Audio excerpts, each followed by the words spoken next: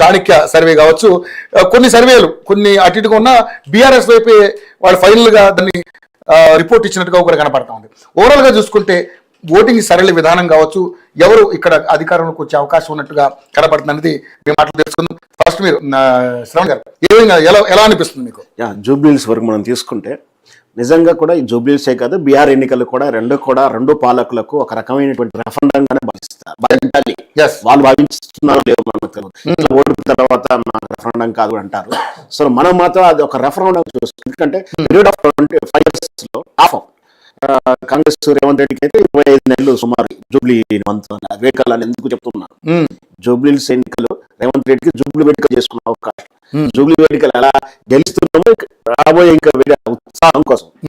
ఒకవేళ ఓడిపోతే ఈ జూబ్లీ వరకు ఆయన ఊహ నడిచినట్టుగా ఇంకో జూబ్లీ వేడుక చేసుకుని ఆ తర్వాత ముఖ్యమంత్రి మార్పు అనేది జరిగే అవకాశాలు ఉన్నాయి. కాబట్టి కీలకమైన ఇకపోతే బీహార్ ఎన్నికల విషయంలో చూసినా కూడా ఈ 2 సంవత్సరాలు అంటే 5 నెలలు కాలేదు, ఒక 2 years అటు ఇటుగా అవుతుంది. సో ఒక రకంగా సెంట్రల్ ఆఫ్ ఇండియా బీహార్ కొంచెం ఎన్నికల్లో కీలక 2 సంవత్సరాల రెఫరెండం ఇవన్నీ కూడా రెఫరెండంగా భావించాలి. ఎందుకంటే ఇన్ని సంవత్సరాలు 11-12 సంవత్సరాల పాలనలో రాబోయే 2 సంవత్సరాలు మళ్ళీ ఇంకా తర్వాత వచ్చే ఎన్నికలకు కూడా కొంచెం భారతీయ జనతా పార్టీ మోడీ ప్రభావం ఎలా ఉంది, నితీష్ కుమార్ ఇక్కడ ఏంటంటే 2 రకాల విభజన ఉంది. అక్కడ ఒక భారతీయ జనతా పార్టీ నరేంద్ర మోడీ ఒక్కడే కాకుండా భాగస్వామి నితీష్ కుమార్ అంటే నితీష్ కుమార్ ప్రాంతీయ పార్టీ ప్రాంతీయ లోకల్ భావజాలానికి ఇండియా లేదా ప్రజలు ఎలా ఉన్నారు, ఇంకా వాళ్ళ సొంత భావజాలంతో కానీ సొంత ప్రయోజనాలు ప్రాంతీయ ప్రయోజనాలతో ప్రయారిటీ ఇస్తున్నారా, జాతీయ ప్రయోజనాల దృష్టి చూస్తున్నారని ఒక రెఫరెండంగా చూసుకోవచ్చు. పైగా 2 terms 3 terms కంటిన్యూగా ఆయన ముఖ్యమంత్రి అవడం, మనాటమీకి కానీ మార్పు కోరుకుంటున్నారా, ఎట్లా రెఫరెండం ఎన్నికలు ఖచ్చితంగా రాబోయే భవిష్యత్తు ఎన్నికలకు కానీ ఇప్పటి వరకు జరిగిన భారతీయ ప్రజాస్వామిక పాలన ఏ విధంగా కానీ మార్పు కోరుకోవడమా ఇంకొంచెం ఏం జరగడం అనేది పాలకుల్లో మార్పు తీసుకోవడానికి సెల్ఫ్ ఎగ్జామ్ చేసుకోవడానికి ఖచ్చితంగా ఎన్నికలు ఉపయోగపడతాయి, ఉపయోగపడాలి కూడా. ఇకపోతే జూబ్లీహిల్స్ ఎన్నికలు చూస్తూనే ఉన్నాం. సింపతి పరిస్థితుల్లో వచ్చినటువంటి ఎన్నికలు, ఊహించకుండా వచ్చినటువంటి ఎన్నికలు.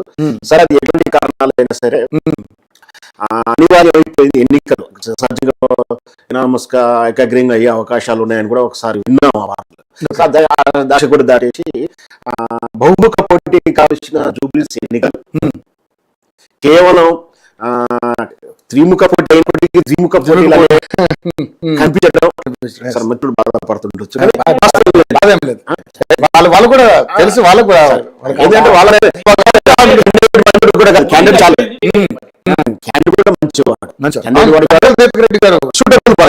సూటబుల్ పర్సన్ అక్కడ ఆ ప్రాంతాన్ని అంటే ఆ నియోజకవర్గం సరే బహుముఖంగా జరుగుతుందంటే అనూహ్యంగా ఒకవైపు జరగడానికి అంటే ఎంఐఎం విత్డ్రా అవడం అనంకడికి వేయడం కానీ టీడీపీ కానీ జనసేన కానీ ఊహించిన కవిత ఇండిపెండెంట్ గా కలిసి ఎందుకంటే రాజకీయంలో అడుగుస్తూ కొత్త అడగడం చేస్తుంది కొత్త పార్టీ ముఖంతోటి ఆమె కానీ మళ్ళీ బహుజన అనాథంతో కానీ వీళ్ళంతా కూడా తమ అస్తిత్వానికి కొత్త పార్టీ రావడానికి చేసుకున్నా కూడా మరి వాళ్ళకి శక్తి లేదనా లేదా ఈ పరిస్థితుల్లో ప్రతికూల పరిస్థితులు రాలేదనుకున్నారా లేదా మ్యానిపులేట్ అయిందా వాళ్ళు ఎన్నికలకైతే రాలేదు. సో ఆటోమేటిక్ గా అంటే ఇక్కడ ప్రభుత్వ వ్యతిరేక ఓటు లేదా బీఆర్ఎస్ వ్యతిరేక ఓటు చీలకుండా ఉండడానికి విషయం ప్రయత్నం చేసి సగం గేమ్ ఆల్రెడీ ఆడేశారు, సగం గేమ్ ఆడేసేసారు, డిసైడ్ చేశారు.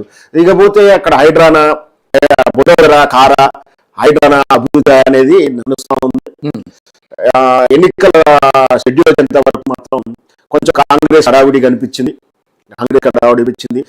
మొదటి వారం 5-10 రోజులు కనిపించినాక సర్వేలు అంతర్గతంగా వెళ్తా ఉంటే ప్రజల్లో మాత్రం వ్యతిరేకత ఉన్న మాత్రం అందరికీ వాస్తవం, అది ఓటు రూపంలో కూడా కనిపించే అవకాశాలు ఉన్నాయి. అందుకే స్ట్రాటజికల్ గా స్ట్రాంగ్ గా ఉన్నటువంటి కొన్ని పేర్లు ఉన్నారు సార్.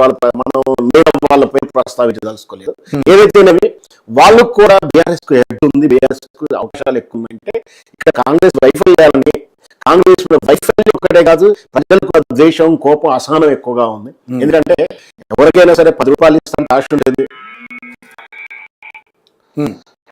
10 రూపాయలు ఇస్తాను ఆశ ఉంటుంది. ఇక్కడ 15 ఇస్తా అన్నాడు, ఇచ్చుకోవడానికి 100 రోజుల్లో వస్తా అన్నాడు. ఇవరకు అసమర్థలు ఉన్నాయి, అంతవరకు వచ్చి ఒకరు రాకపోవడం, కొందరికే వచ్చడం, ఇవన్నీ కూడా ఉండడం తోటి అరే ఇప్పుడన్నా ముందు పరిపాలన బాగుండే కదా అని ఆలోచన వరకు వచ్చారు. ఇవన్నీ ఉంటే మోడ్ ఆఫ్ ఓటింగ్ అనేది ఒకటి ఉంటుంది, మోడ్ ఆఫ్ ఓటింగ్ ఉంటుంది. ఇవన్నీ ఫ్యాక్టర్స్.